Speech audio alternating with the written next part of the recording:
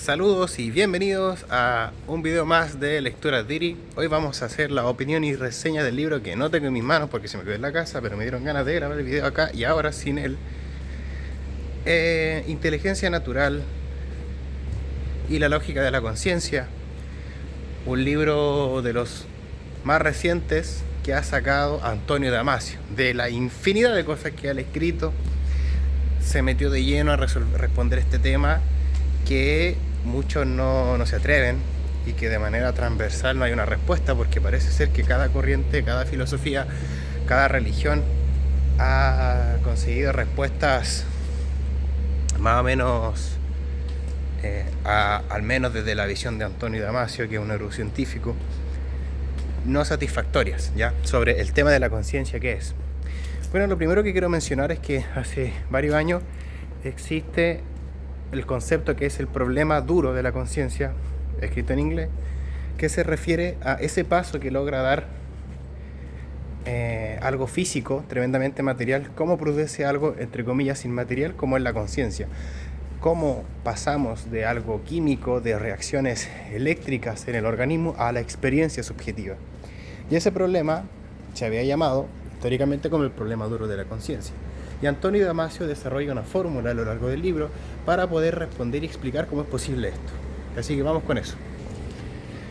Lo primero que él hace es hacer el levantamiento de los conceptos e ideas que van a sustentar cómo él va a explicar la conciencia y cómo de una manera natural se logra dar origen a este campo que entendemos como conciencia, donde sucede la experiencia subjetiva.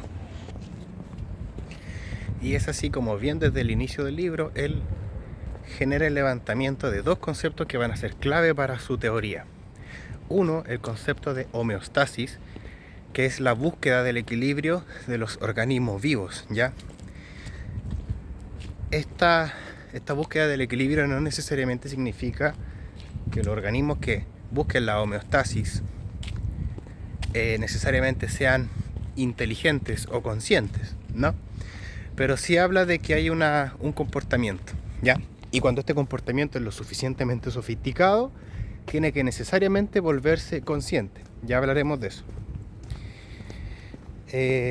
Biólogos chilenos que hablaron del concepto autopoiesis, que tiene mucho que ver con esto, que es, ¿qué mecanismo desarrolla en búsqueda de la homeostasis y para que siga existiendo la vida, que es el objetivo primordial, al menos desde el punto de vista de la biología? Por ejemplo, cuando una rama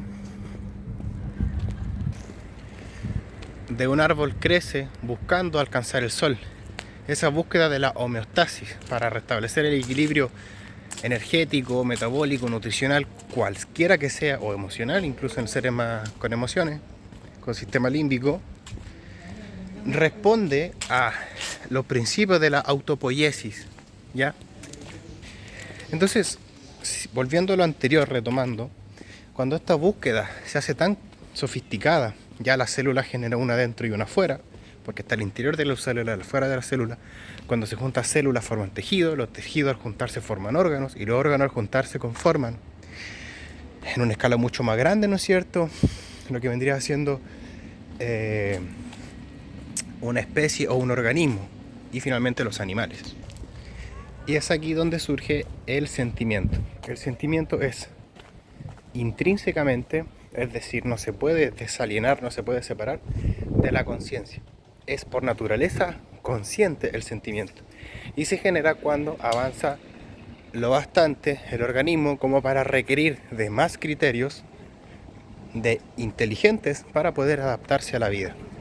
Es así como surge finalmente en la especie que más desarrolló esta habilidad, que es el ser humano, la capacidad de no solo sentir temperatura, clima, soledad, sino poder ser consciente de que sentimos.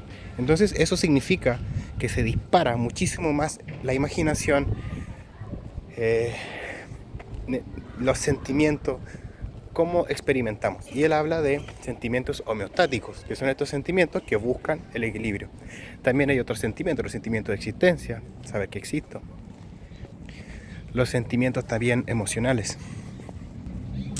En resumen, todos los sentimientos obedecen el fin de la autopoiesis y dependiendo del clima, de las circunstancias del organismo, va a generar alguna cosa u otra.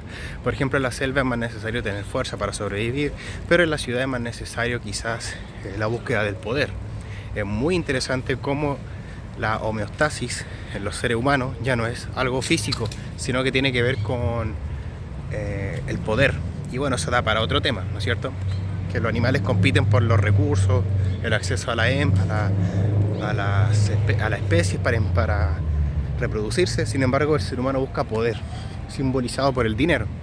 Muy interesante. De hecho, hay un libro que se llama Psicoanálisis del dinero, que habla en parte de esto.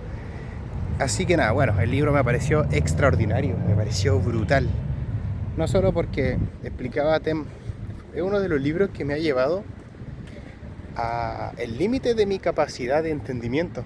Fue desafiante, sobre todo al inicio, acostumbrarme a la escritura, pero ya después, acostumbrado, empezó a hacer una especie de danza, ir revisando un tema tras otro. Muy interesante el libro. Le tengo que dar un 10, no solo porque el tema me parece sumamente interesante, sino porque creo que no fue repetitivo, no fue redundante, fue claro dentro de lo que se podía hacer, ¿no es cierto? Información es tan complicada que para reducirla a algo digerible, inevitablemente hay un riesgo, pero ese riesgo el autor lo tomó bastante bien y no me da la sensación de que haya desperdiciado riqueza en la información para lograr aterrizarla al público en general.